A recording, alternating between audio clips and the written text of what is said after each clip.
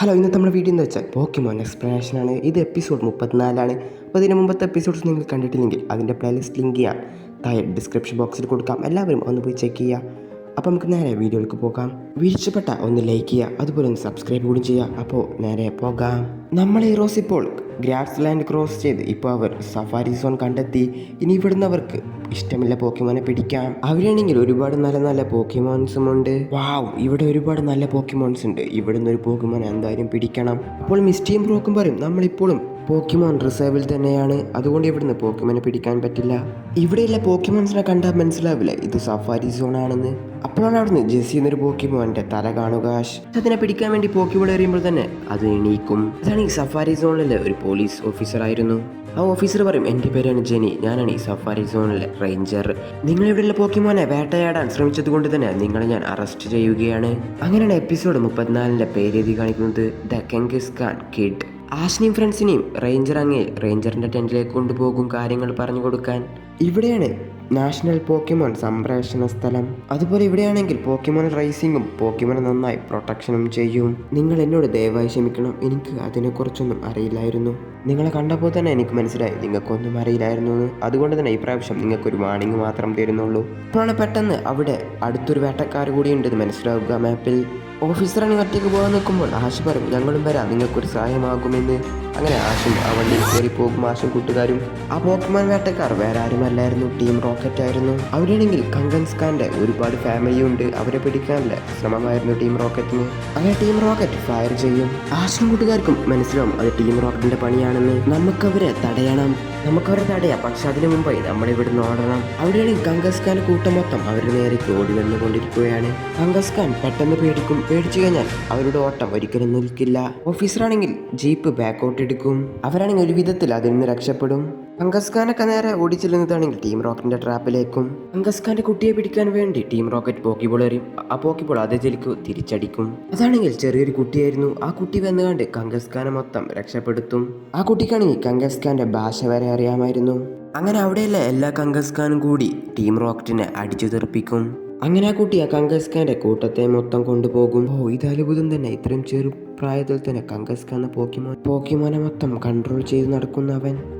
അവനൊരു കുട്ടിയാണ്, പക്ഷെ അവൻ ഒരിക്കൽ അറിയപ്പെടുന്ന പോക്കിമോൻ ട്രെയിനർ ആവാൻ സാധ്യതയുണ്ട്. പെട്ടെന്നാണ് അങ്ങോട്ട് ഒരു ഹെലികോപ്റ്റർ വരിക. ഇതിൽ നിന്ന് 2 പേര് ഇറങ്ങി വരും. നിങ്ങളാണോ സഫാരി സോണിലെ പോക്കിമോൻ റേഞ്ചർ? ഞാനാണ് ടോമീസ് ഫാദർ. എൻ്റെ മോൻ ടോമിയെ നിങ്ങൾ കണ്ടിട്ടുണ്ടായിരുന്നോ ഇവിടെ? അപ്പോൾ ഓഫീസർ ജെനി പറയും നമുക്ക് വിശദമായി ടെന്റിൽ നിന്ന് സംസാരിക്കാം, നിങ്ങൾ അങ്ങോട്ട് വരൂ.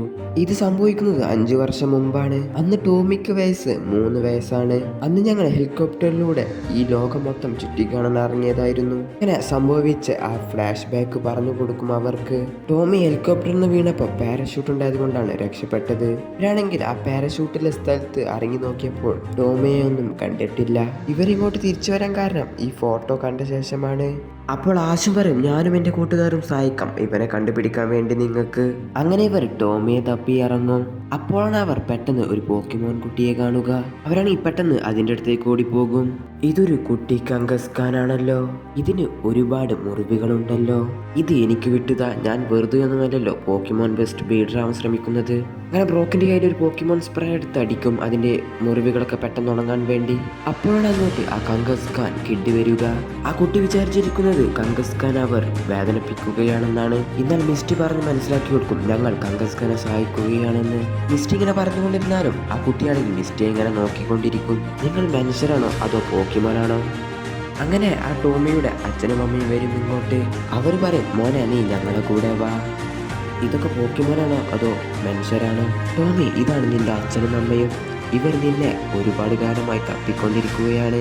മിസ്റ്റി പറയും ടോമി നീ ഒന്ന് ഓർത്ത് നോക്ക്, ഇവരാണ് നിന്റെ അച്ഛനും അമ്മയും, നിന്റെ പേരാണ് ടോമി. പക്ഷെ അവൻ്റെ മൈൻഡിലുള്ളതാണെങ്കിൽ കങ്കസ് ഖാന്റെ കൂടെയുള്ള ഓർമ്മകളാണ്. എൻ്റെ അമ്മ കങ്കസ് ഖാനാണെന്ന് പറയും ടോമി. അപ്പോഴായിരിക്കും ടോമിൻ്റെ അച്ഛൻ അവൻ്റെ തലക്കടിക്കുക. പിന്നെ ടോമിക്കാണെങ്കിൽ കുറച്ച് കാര്യങ്ങളൊക്കെ ഓർമ്മ വരും അവൻ കുട്ടിയായിരുന്നപ്പോഴല്ലേ. അങ്ങനെ ടോമിക്കാണെങ്കിൽ പഴയ ഓർമ്മകൾ തിരിച്ചു വരും, അവൻ്റെ അമ്മയാണെന്ന് മനസ്സിലാക്കും. അങ്ങനെ അവരെ 3 പേരും പറയും കങ്കസ് ഖാനെ നീ വിട്ടുപിരിയുന്നതിന് നിനക്ക് വിഷമമുണ്ടാകും, പക്ഷെ നിന്റെ യഥാർത്ഥ അച്ഛനും അമ്മയാണ് വന്നത്, നീ അവരുടെ കൂടെ പോകണമെന്നൊക്കെ പറയും. ടോമിക്കാണെങ്കിൽ കങ്കസ് ഖാനും വേണ്ടി വരും, അതുപോലെ അവൻ്റെ അച്ഛനും അമ്മനെയും വേണ്ടി വരും. അപ്പോഴാണ് അങ്ങോട്ട് ഓഫീസർ എന്ന് പറയാ, നിങ്ങളുടെ സഹായം ആവശ്യമുണ്ട്. വീണ്ടും കങ്കസ് ഖാനെ വേട്ടയാടാൻ വന്നിട്ടുണ്ട് അവർ. അത് കേട്ടതും കങ്കസ് ഖാൻ രക്ഷിക്കാൻ വേണ്ടി ടോമി പോകും. അത് വീണ്ടും ടീം റോക്കറ്റ് ആയിരുന്നു. ടീം റോക്കറ്റ് ഇപ്രാവശ്യം വലിയ മെഷീനൊക്കെ കൊണ്ടാണ് വന്നിട്ടുള്ളത്. ടീം റോക്കറ്റ് ആണെങ്കിൽ വെടിവെച്ച് അവിടെയുള്ള കങ്കസ് ഖാനെ മൊത്തം മയക്കും. അപ്പോൾ അങ്ങോട്ട് ടോമി വരിക, പക്ഷെ ടോമിക്കും ഒന്നും ചെയ്യാൻ കഴിയില്ല. പിന്നീട് അപ്പോൾ തന്നെ ആശും കൂട്ടുകാരും വരും. ആശാണെങ്കിൽ ബൾബസറിനെ ഇറക്കും, പിന്നീടാണെങ്കിൽ സ്കോയിഡോനെ ഇറക്കും ആശ്. പക്ഷെ അവർക്ക് രണ്ടുപേർക്കും അതിനൊന്നും ചെയ്യാൻ കഴിയില്ല. പിന്നീട് ചെർമാൻഡറിനെ പീക്കാച്ചിനെ ഇറക്കും. അങ്ങനെ അവരുടെയും അതുപോലെ ടോമിയുടെ അറ്റാക്ക് കാരണം റോബോട്ട് ഒന്ന് പൊട്ടിത്തെറിക്കും. പക്ഷെ അതുകൊണ്ടൊന്നും കാര്യമുണ്ടാവില്ല. അപ്പോഴായിരിക്കും അങ്ങോട്ട് ടോമിയുടെ അച്ഛനും അമ്മയും വന്ന് ആ റോബോട്ടിന് മേലേക്ക് ഈ ഹെലികോപ്റ്റർ കൊണ്ട് ക്രാഷ് ചെയ്യുക. അങ്ങനെ ടീം റോക്കറ്റിനെ തോൽപ്പിക്കും. അങ്ങനെ അവരെല്ലാവരും വിചാരിക്കും ടോമിയുടെ അച്ഛനും അമ്മയും മരിച്ചുപോയി എന്ന്. അപ്പോഴാണ് പെട്ടെന്ന് അവർ പുറത്തോട്ട് വരും. ടോമി, ഞങ്ങൾ തീരുമാനിച്ചു നിന്റെ കൂടെ ഇവിടെ നിന്ന് ഇവിടെയുള്ള പോക്കിമോൺസിനെ പ്രൊട്ടക്ട് ചെയ്ത് ജീവിക്കാമെന്ന്. അങ്ങനെയാണ് ഈ 34ാമത്തെ എപ്പിസോഡ് അവസാനിക്കുന്നത്. അപ്പോൾ വീഡിയോ ഇഷ്ടപ്പെട്ട ലൈക്ക് ചെയ്യുക, ഷെയർ ചെയ്യുക, സബ്സ്ക്രൈബ് കൂടി ചെയ്യുക.